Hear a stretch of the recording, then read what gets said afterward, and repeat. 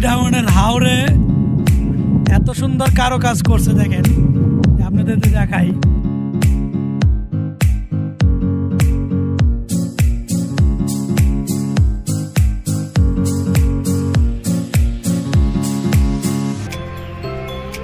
বালিকলা ফেরি দিয়ে পার হয়ে মিঠামন যাচ্ছি।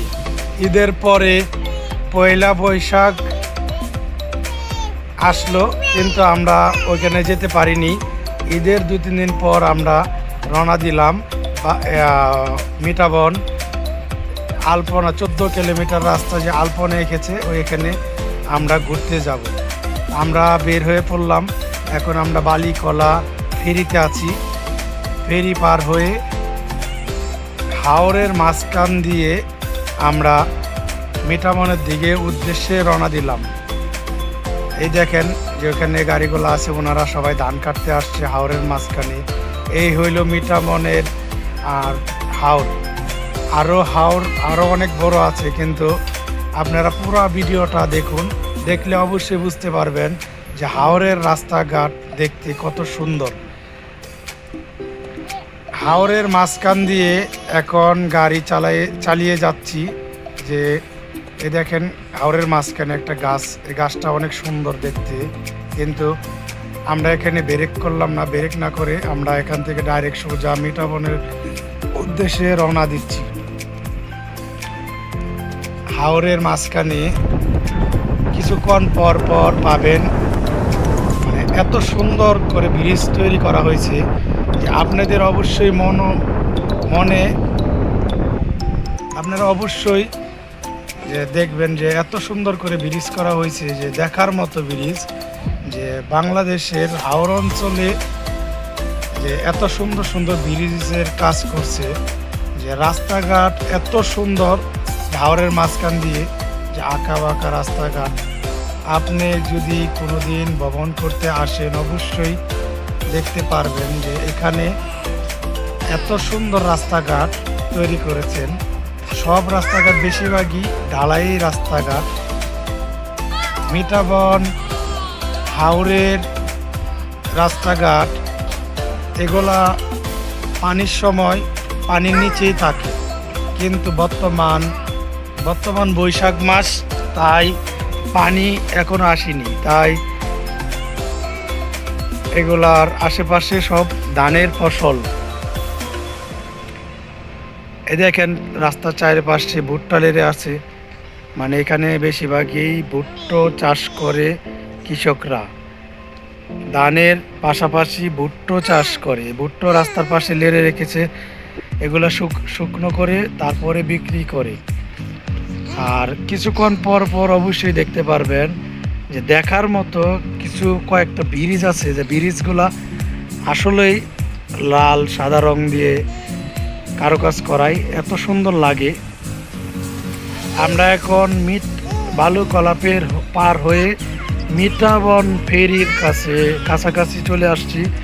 এটা হলো মিঠাবন ফেরির যে যাওয়ার রাস্তাটা। আমরা এখন ফেরির কাছাকাছি চলে আসছি। ওই দেখা যাচ্ছে ওইটা হলো নদী, মেন নদী।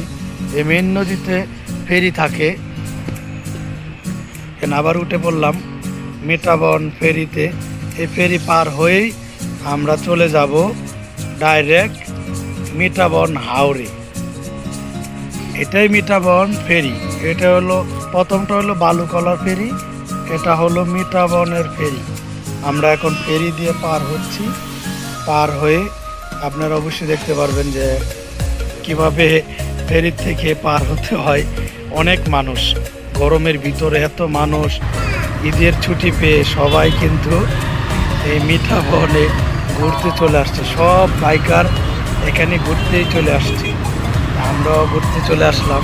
আপনাদেরকে অবশ্যই দেখাবো যে মিঠাবন রাস্তা 14 কিলোমিটার রাস্তা আলপনায় গেছে। ফুল রাস্তাটা আমরা দেখানোর চেষ্টা করব, আপনারা আমাদের সাথেই থাকুন। এটা হলো মিঠাবনের এটা একটা পার্কের সিস্টেম, অনেক সুন্দর। দেখেন একটা ফলও লাগানো আছে। এটা হলো মিঠাবনের রাষ্ট্রপতি হামিদুর রহমানের সাহেবের বাড়ির পিছন দিকে, এটা পিছন দিকেই আমরা এখন আছি। হামিদুর রহমান বাড়ির সামনের দিকে এখানে একটা প্লেন রাখা আছে। এদিক দিয়ে আমরা নদীর পাশ দিয়ে উপর দিয়ে আমরা চলে যাচ্ছি। আপনাদেরকে এখনই দেখাতে পারবো। দেখেন, এটা হলো রাষ্ট্রপতি হামিদুর রহমানের বাড়ি। এটা বাড়ির সামনে দিয়ে আমরা আসলাম। ওটা হলো হামিদুর রহমানের বাড়ি।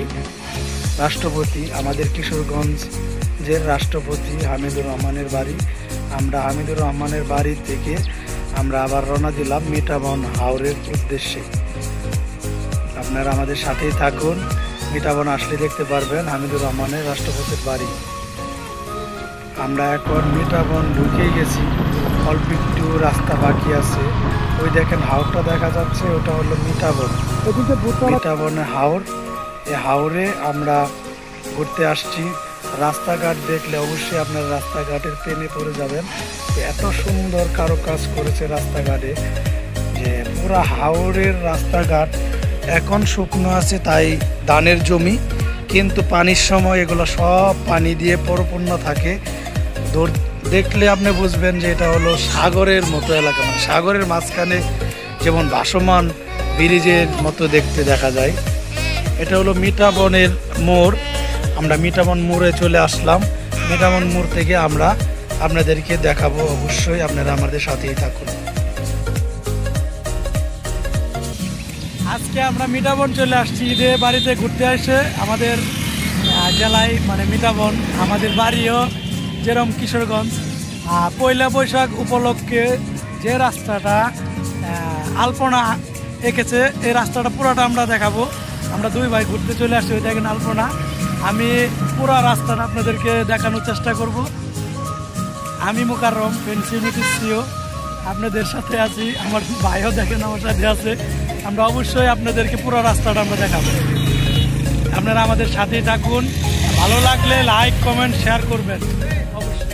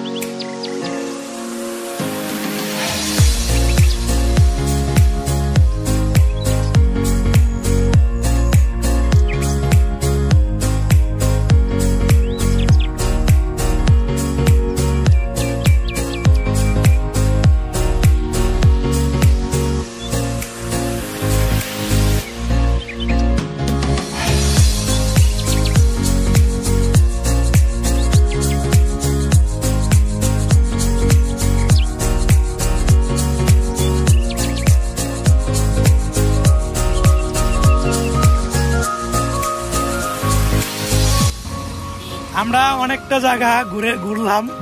বিভিন্ন কালারের বিভিন্ন রং দিয়ে আলপনাগুলো এঁকেছে, এত সুন্দর দেখতে। এমনি কিশোরগঞ্জ মিঠাবন কিন্তু ভাইরাল একটা এলাকা।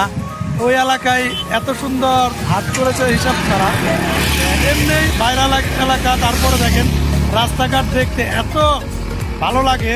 আমি এখন এই মুহূর্তে গাড়ি চালিয়ে আসলাম, মানে নিজের কাছে কি বলবো যে এত আনন্দ লাগতেছে হিসাব ছাড়া। আপনারা যারা যারা এখানে ঘুরতে আসবেন অবশ্যই বুঝতে পারবেন যে কত সুন্দর আলপনাগুলো এঁকেছে। বাংলাদেশে এই মনে প্রথমবার এত বড় 14 কিলোমিটার রাস্তা আলপনা এঁকেছে। আপনাদেরকে আরো কিছু জায়গা ঘুরিয়ে দেখাবো, আপনারা আমাদের সাথেই থাকুন।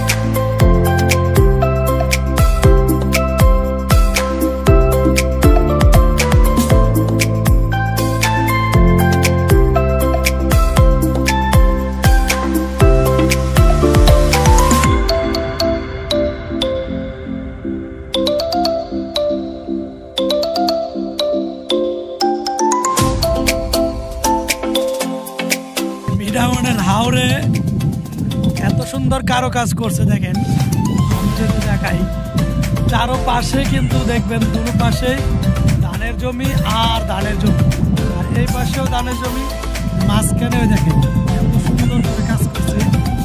14 কিলোমিটার রাস্তা, পুরো রাস্তায় এত সুন্দর করে আলপনা আঁকা হয়েছে যে আমি পুরাটা রাস্তা আমি ঘুরে আসলাম, যে পুরাটা রাস্তা ঘুরে দেখলাম যে আসলে সত্যি যে এত সুন্দর আলপনা করছে এইসব ছাড়া, যে কত রং লাগছে, কত হাজার মানে কত লক্ষ টাকা খরচ হয়েছে এগুলো আমাদের ধারণা নেই, কিন্তু যে করছে আসলে অবশ্যই অনেক সুন্দর একটি আলপনার দৃশ্য মানে ধারণ করার জন্য বিশ্ব গিনেস বুকের নাম দেখার জন্য